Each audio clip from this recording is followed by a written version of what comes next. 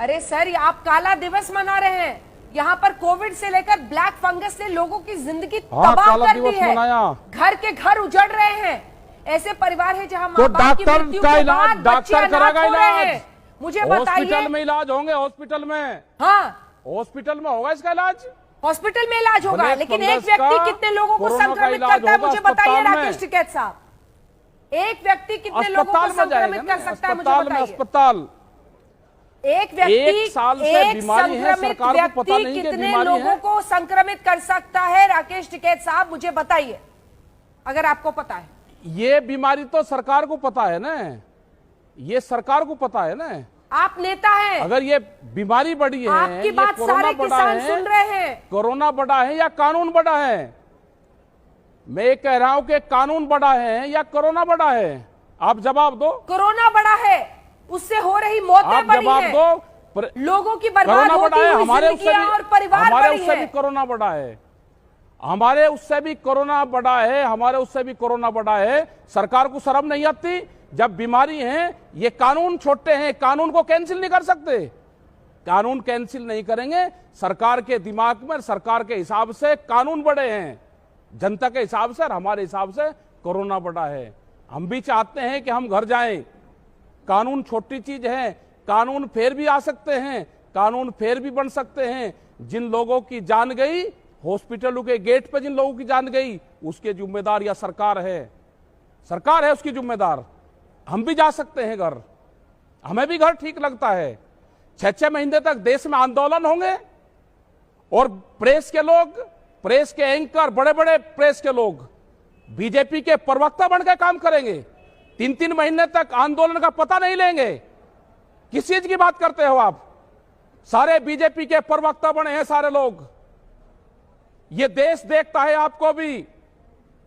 अब आप कोरोना का फंडा फोड़ो, ये किसानों के जुम्मे लगाओ। कोरोना का इलाज हॉस्पिटल में है, कोरोना का रास्ता, बीमारी का रास्ता अस्पताल जाता है, किसान आंदोलन का रास्ता पार्लियामेंट जाता है। ये कान खोल कर सुन लो, फिर दिल्ली सुन लो कान खोल के। 26 तारीख हर महीने आती है। ये 4 लाख ट्रैक्टर भी यही है और ये 25 लाख आदमी भी यही है। ये दिल्ली फिर कान खोल कर सुन ले। बीमारी का इलाज हॉस्पिटल है, किसान आंदोलन का रास्ता पार्लियामेंट है। ये कान खोल कर सुन ले सब। और जो प्रेस के लोग जो बकवास करते हैं, प्रेस के लोग 3-3 महीने से हम देख रहे हैं इनको। बीजेपी के प्रवक्ता बन के काम करा है इन्होंने, या देश की जनता देखती है उनको? सबक दिखाएगी इनको देश की जनता, दिखाएगी। हमारे उससे कोरोना बढ़ा है देश में, कानून छोटा है। सरकार के उससे कानून बड़ा है और कोरोना छोटा है। हम मानते हैं कोरोना बीमारी है, उसका इलाज होना चाहिए। ये कानून खत्म नहीं हो सकते। देश की जनता मरेगी। जिस तरह से देश का इंजेक्शन हॉस्पिटलों के तिजोरियों में बंद हुआ, उसी तरह से बड़े लोगों की तिजोरियों में देश का अनाज बंद होगा, देश की रोटियां बंद होगी। उस टाइम पर लोग भूख से मरेंगे। यही तो हमारा आंदोलन है। उसको सुनो, अगर हिम्मत है तो दिखाओ, इस जनता को दिखाओ, हिम्मत है तो।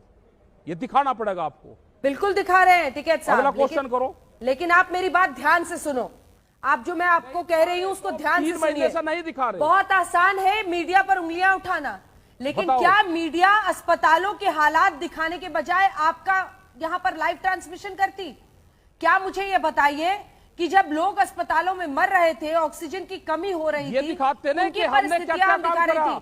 आप बड़े उतावले हो रहे हो, लोगों को दी, हमारे बड़े उतावले हो रहे हो। आप भी चाहते हो दबाव बनाना हर किसी पर, लेकिन राकेश टिकैत साहब, मेरे सवाल का तो इंतजार करो। आप मेरा सवाल पूरा सुन लो, फिर जवाब देना। मेरा सवाल तो पूरा सुन लो। मैं सवाल आपसे ये बताओ, सवाल बताओ कि पिछले 3 महीने, आपको पता है मई की तारीख में जब पीक आया, 4.5 लाख, 4.25 लाख के करीब केसेस हो रहे थे देश में। 4.25 लाख केसेस एक दिन में। और आप ये मीडिया पर आरोप लगा रहे हो कि 4.25 लाख केसेस की हम सुध नहीं लेते और राकेश टिकैत का चेहरा चमकाते रहते।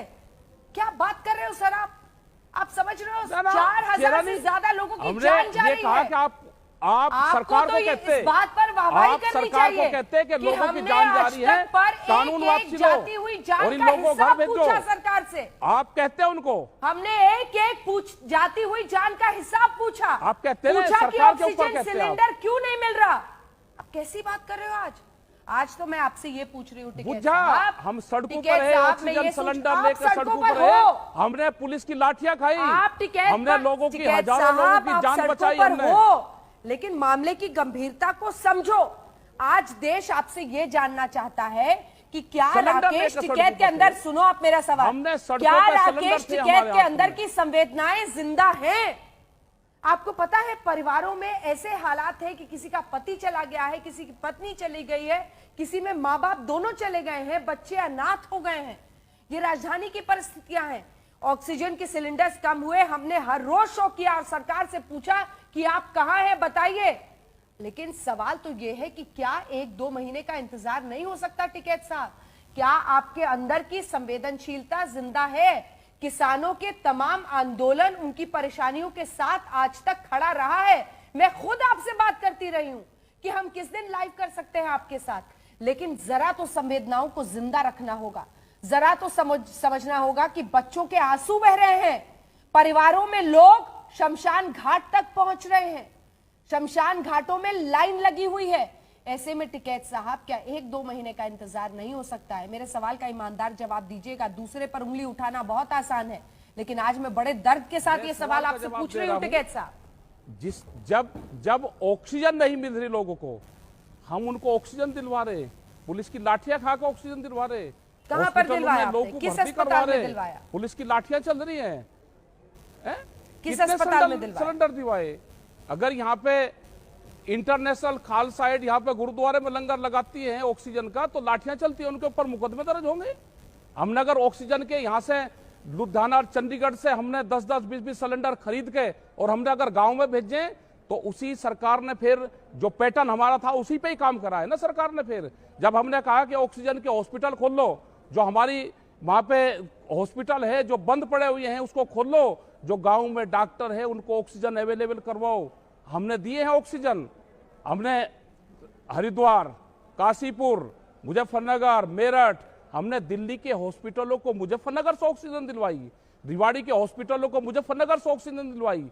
हमने ऑक्सीजन दिलवाने के लिए लाठियां खाई हैं, हमने खाई है लाठियां, हमने हजारों लोगों की जान बचवाई ऑक्सीजन देके। सरकार संवेदनशील नहीं है।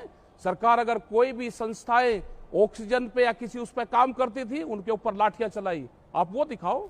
अगर सरकार संवेदनशील होती, सरकार की प्रायोरिटी में जो प्राथमिकता थी उसमें अगर कोरोना महामारी थी और कानून से बड़ा कोरोना था, तो ये कानून बात करके वापसी 1 दिन में ले सकते थे, इन किसानों को घर भेज सकते थे। इन हमारे से जो चाहिए था, हम हेल्प करने के लिए तैयार हैं। हमने आंदोलन करते हुए भी लोगों की हेल्प करी है हमने, सरकार ने नहीं करी। सरकार ने तो इंजेक्शन ब्लैक में बिकवाए हैं, और हमने बार बार कहा है कि जिस तरह से इंजेक्शन ब्लैक में जा रहे हैं, उसी तरह से रोटी तिजोरियों में बंद होगी। यह आंदोलन उसी का ही है कि प्राइवेटाइजेशन ना हो, टिकैत साहब उसका है ये आंदोलन।